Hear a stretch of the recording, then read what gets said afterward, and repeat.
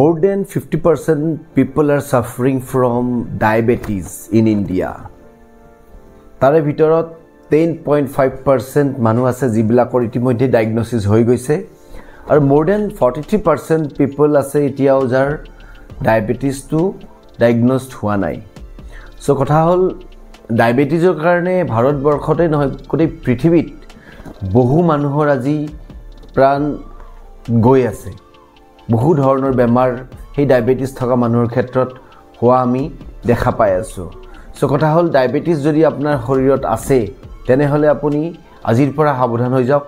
Sugar control কৰাটো আপোনাৰ কাৰণে খুবেই প্ৰয়োজন যদি সুগাৰ কন্ট্ৰোল নকৰে আপোনাৰ ভৱিষ্যত অন্ধকাৰ হোৱাটো একদম নিশ্চিত সো আজি এটা শৰ্ট ভিডিও আপোনালোকৰ মাজত দিলো যদি ভাল লাগিলে ভিডিওটো আপুনি লাইক কৰিব শেয়াৰ কৰিব আৰু মোৰ চেনেলটো আজি যদি সাবস্ক্ৰাইব কৰা নাই সাবস্ক্ৰাইব কৰিব Thank you very much for watching this video. Thank you.